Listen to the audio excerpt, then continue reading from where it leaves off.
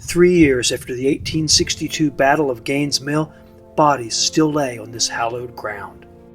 Miraculously, today, cornfields still cover much of the private land on this 3,000 acres of battlefield.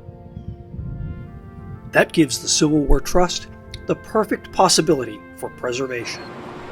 At the Trust's 2012 annual meeting in Richmond, Virginia, members got a rare opportunity to tour parts of the battlefield targeted for preservation. Along the way, they saw excellent battlefield interpretation in action. Major Henry Klitz, commanding 12th U.S. Stayed in service for 40 years before he finally retired. He was last seen at Niagara Falls. He was never seen again. From Gaines' Mill, as you look on your map, and the road goes fairly well south. The other would be this road. If you're in the first rifles, you're going to have the honor of having the highest percentage of casualties. How come there's not monuments all over the place? There's not even markers, anything? No, there isn't.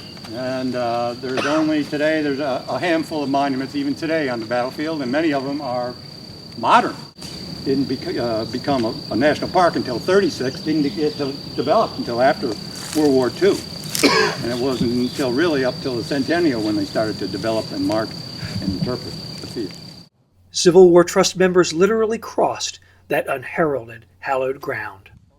Late in 2012, the small parcel of existing Park Service land grew by 285 acres of newly protected property. We're in a position to actually save the predominant part of a major Civil War battlefield, Gaines' Mill. We're very excited about securing this land. As you can just look at the map, now we have this giant area here that we're willing to put it into the save column. The pressures are here and we have to move quickly. I hope you'll be motivated to donate if you haven't done so already. And I'll turn it back over to Mike. You see that says law on top of it? Right.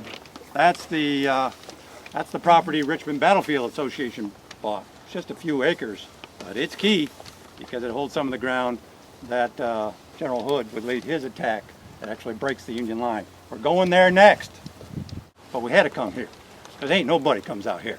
You can't get out here. Not yet. Not yet. It is very similar to its wartime appearance. Longstreet and A.P. Hill's men are going to be crossing several hundred yards of open ground when they make their assault. The heavy fighting and heavy casualties are taking place all along Bosun's Creek, but Hill he's not able to break the Union line. It's late in the day now before the main action starts to develop. One of the largest advances Lee ever makes in the entire war. My current interpretation has Pickett coming forward pretty close to where we're standing, moving down into and on the slopes of Bosun's Creek, but he'll get caught up down there. Heaviest casualties in the Confederate advance take place in the advance across these fields.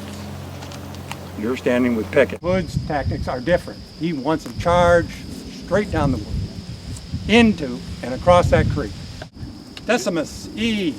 Ultimus Barziza, lieutenant in the 4th Texas. Anybody speak Latin? 10th and last. 10th and last, and the 10th and last has to do with not the regiment or the company or anything like that. He was the 10th of 10 children. Lieutenant Barziza wrote an account of what took place. So I'm going to share some of his comments with you because he's here. He saw it. We advanced in a run. Within 30 yards, we came upon the enemy's works. We slaughtered the retreating devils as they scampered up the hill. The Federal troops start to fall back. The second line firing over the heads of the first line in many places. This stepped defense was destroying many of the Confederate attacks earlier in the day. The advantage that Hood had is when he hit a soft part in the line, he hadn't fired, the lines crumble, they break. And it is that moment that is the decisive turn. Fortunes of war. that they managed to strike right in kind of a key spot. We're going to walk where I think that seam was, just down here, like a little saddle in the land. That little saddle is a lot easier to run up. And you saw what it was when we crossed the creek. You saw what it looked like. You had an 10-foot wall of dirt in front of you. A little easier avenue of approach. I think that's one of the important points on the field. The park's interpretive trail climbs right up that small valley to meadows near the Watt House, where the battle climaxed. We dashed forward with a wild yell, but our formation was almost instantly broken to pass our guns. Whiting's charge had been destroyed. Half of Whiting's men went down in that charge. Hood's men and the others just continued their rush right up to the guns.